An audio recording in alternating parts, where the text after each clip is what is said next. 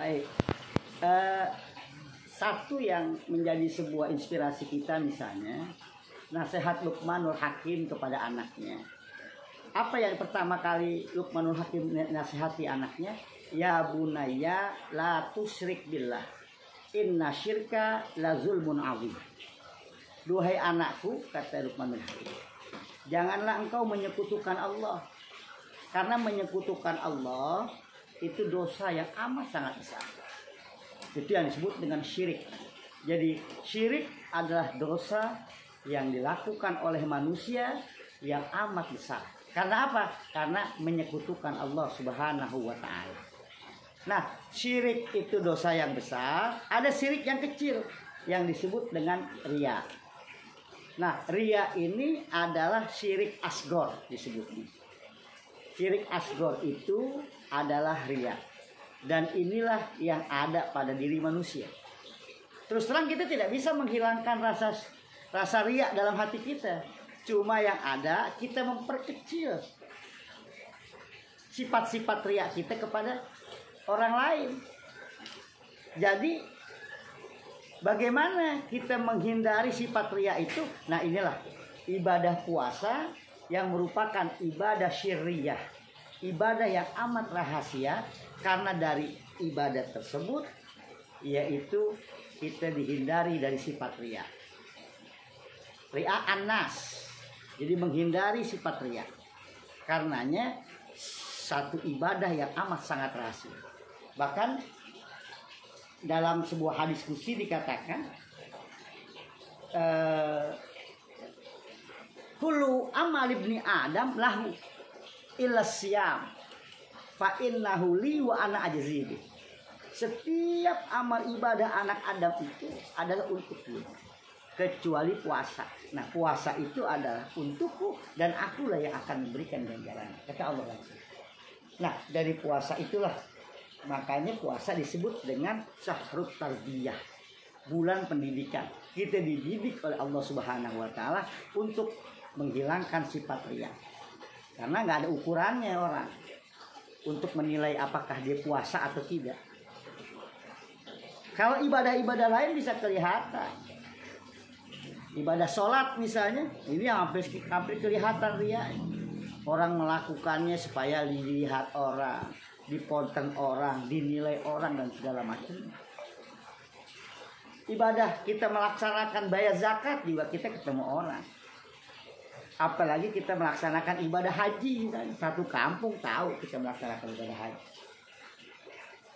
Namun ketika kita beribadah puasa, ini orang yang nggak ada yang tahu. Ini yang bersifat dengan rahasia.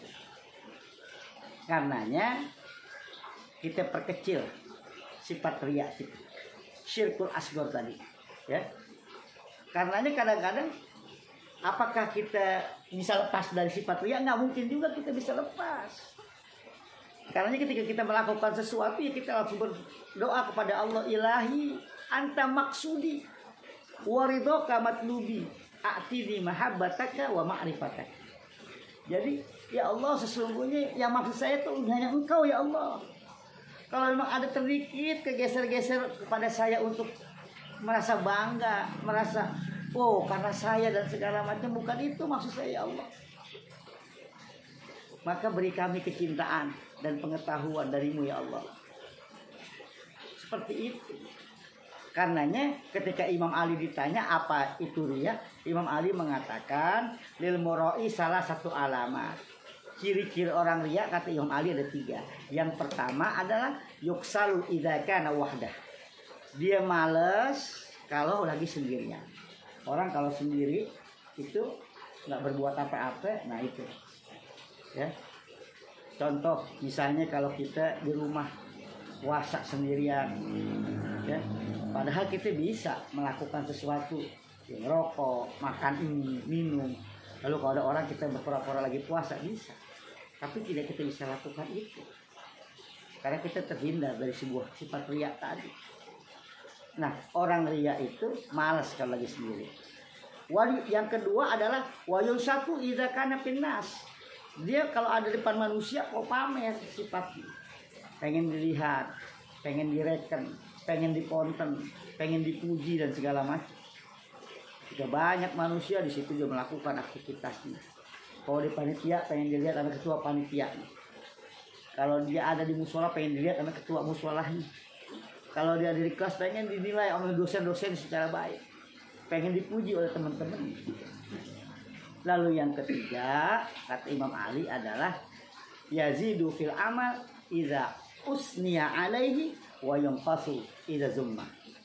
Yakni dia akan menambah amal-amal ibadah sedekahnya ketika dipuji, ketika dibanggain, ketika disanjung. Tapi dia akan mengurangi sesuatu kalau nggak ada pujian, nggak ada penghargaan terhadap dia.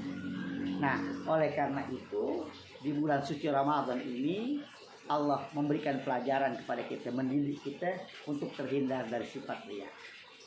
Tapi sekali lagi, kalau menurut para sahabat lebih baik beramal soleh masih ada riyanya ketimbang dia tidak melakukan amal soleh sama sekali. Ya, jadi itu. Bahkan saya ingat betul apa yang disampaikan oleh orang yang cukup punya harta di Mampang, tapi sudah meninggal, Allah yarham, semoga Allah mengampuni dosa-dosanya. Dia katakan lebih baik riya tapi dermawan daripada ikhlas tapi bakhil. Maksudnya apa? Kalau saya diminta sumbangan renovasi masjid, musola, tempat pendidikan dan yang lainnya, saya nyumbang 1 miliar. Tapi bilang-bilang dong, ini saya, sumbangan saya. Ya? Tapi uang 1 miliar itu menjadi bermanfaat buat bangun, buat beli segala macam dan yang lainnya. Permasalahan saya diterima sama Allah atau tidak, itu urusan saya ketiga. Tapi punya manfaat buat pembangunan itu. Ketimbang saya ikhlas, ini saya kasih duit 1.000. Ikhlas, tapi pelit. 1.000 beli semen aja nggak cukup, beli paku juga kurang. Nah, jadi perlakukanlah sesuatu itu secara baik. Jadi bulan puasa memberikan kepada kita pendidikan sebagai orang menghindari dari sifat riya. Dan kalaupun ada sifat riya, ya paling tidak minimalisirlah sifat riya itu dan kita sampaikan kepada Allah, ilahi anta maksudi.